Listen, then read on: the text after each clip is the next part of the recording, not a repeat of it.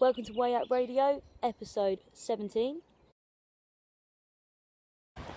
Just in London, went to get my Russian visa. I think it's gone well. Going to post it to me next week. Now I'm in a rush to get into the Vive Le Rock office. Got a donut for breakfast. Can't wait. So on Wednesday, I was in the Vive Le Rock office, and I was writing for Louder Than War this week, and I was finishing off my goth article. The editor has given me my biggest article yet, which is 4-page spread. So I'm really psyched to be doing that. So it's really nice. The editor Eugene took me and the rest of the office out for lunch to celebrate me going on the world tour. So that was a really lovely last day at work, and it was great to get that article wrapped up and to say goodbye to some good friends who've really helped me out in the journalism side of things in my life, and just really pushed me and given me some great opportunities, and I've loved writing for them. I hope to continue writing for them while I'm away. After work we went for a few beers and we had an absolutely lovely time and really enjoyed that as well. The strangest thing was that day I got a phone call from a friend of mine called Tom McHugh, who you may remember from previous episodes. He saw my Don Letts interview on YouTube, and then he lined me up with an Irwa Linda interview, who's the keyboard player from Bob Marley and the Wailers. So he's a really good guy who just come into my life and really helped me out. So he gave me a ring and he said, I've got this Irish band, they're currently travelling from Wales to London. What about having them on your show? I just took a leap of faith. I trusted Tom and I said, yeah, bring the guys in. So the next day, 2 Irish guys turn up at the Kane FM studio, bang on time, and had acoustic guitars, and they absolutely blew me away. Very, very talented band, Morrissey and Marshall. So I just finished on Kane FM, just got home now, and had Morrissey and Marshall on the show, and they were absolutely incredible. So check that show out. It was really, really fun, and they're incredible Irish duo, really rock and roll, really cool, played excellently live in the studio, and it was a lot of fun.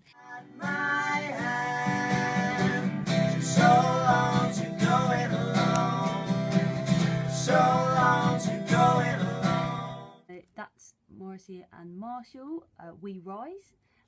They were brilliant, and this is the first ever copy they've ever given out, so I'm very lucky and privileged to have this, and of course I got it signed. So those guys are awesome. So I've just gone home to loads of posts, so I'm just going to show you guys what stuff I've got. So first of all, Tom McHugh has sent me a USB stick, and it's got an absolute treat on it. Loads of pictures of us with Irwa Linda, and I'll put those up on the website. We've got the Revolt card, MasterCard for spending abroad. So this has got my euros on it for when the band go to Barcelona, and then for when I get to Croatia I have to pay for my hostel. And this is the most exciting Russian visa. Yes, I got my Russian visa. I'm over the moon. Vive Le Moscow. It's going to be amazing. Really excited. And last but not least, got this huge box, which I'm going to open now. My drone.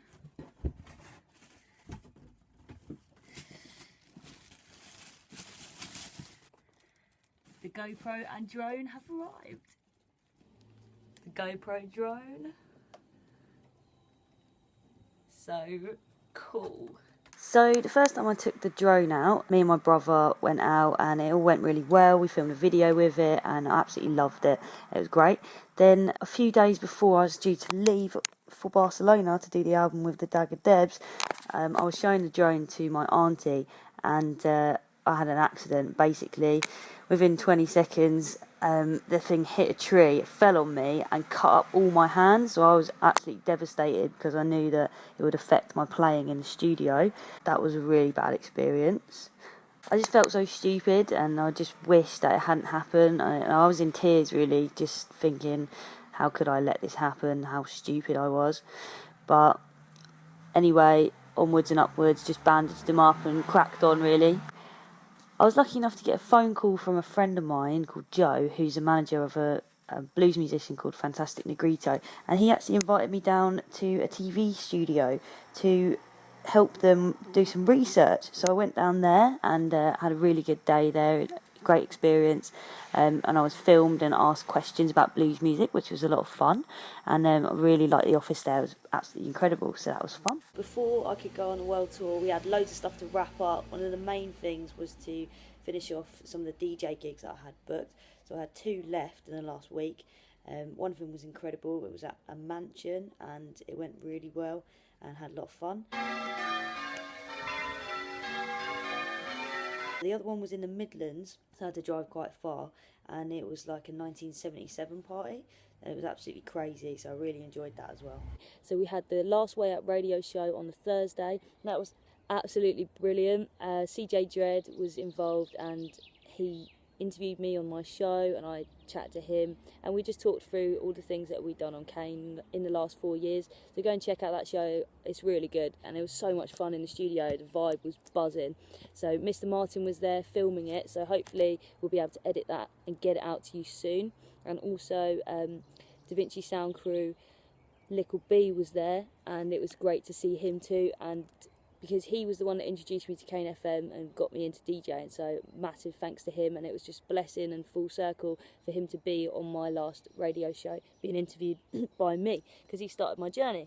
So after the last Kane FM show that I did, CJ, myself, Little B, Mr. Martin, Shola and a few other DJs went for drinks, and it was really nice actually. We just sat in the uni bar, kicked back, had a few jokes, had a few laughs, and it was really nice to just spend a little bit of quality time with those guys before my trip. Then after that we went for a curry, so it was an absolute blast to have a nice meal with them. So the next day after the Kane FM show, we had the official Way Out Radio Bon Voyage Party at a secret location. So we spent the day setting that up, and it was quite a lot of hard work. You know, we had stage to put up, flooring to put down, tables to put out, food to cook, and we had a big team of people on board, setting up PA, DJing, bringing lights. I brought the drum kit, bringing their instruments, bringing their skills, mixing, and just pitching in. So